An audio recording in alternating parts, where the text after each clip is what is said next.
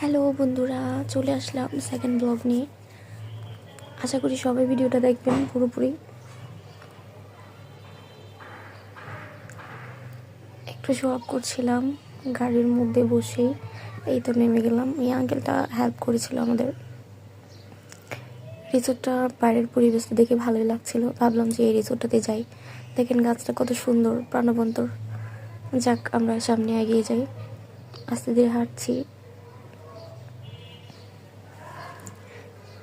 দেখেন রিসোর্টের প্রথম সামনের ভিউটাই অসাধারণ ছিল। পাশে একটা নৌকো, ছোট দিঘির মতো। এটা খুব সুন্দর করে করেছে ওরা ডেকোরেশনটা। আমার ভীষণ ভালো লাগছে, আশা করি তোমাদেরও ভালো লাগবে।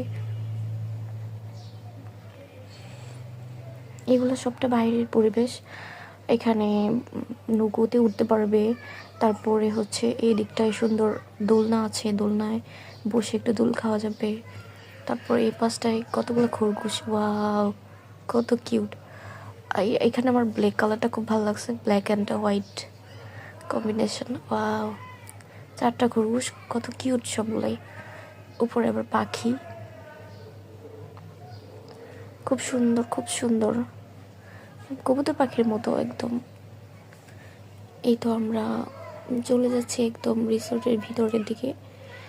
যাওয়ার পথের ভিউটাও ভালো ছিল, এবার ভিতরের সাইডের ভিউটাও দেখেন কত সুন্দর।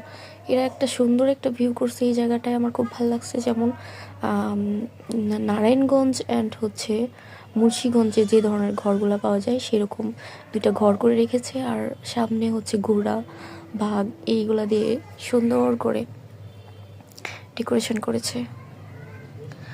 তো আমি এখানে দাঁড়িয়ে একটু ভিডিও করে নিলাম, একটা স্মৃতি থাকলো।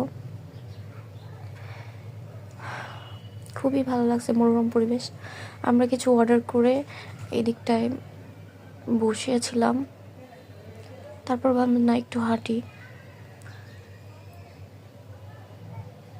এখানটায় বসে আমরা অর্ডার করে কিছুক্ষণ বসে থাকলাম। Thanks for watching.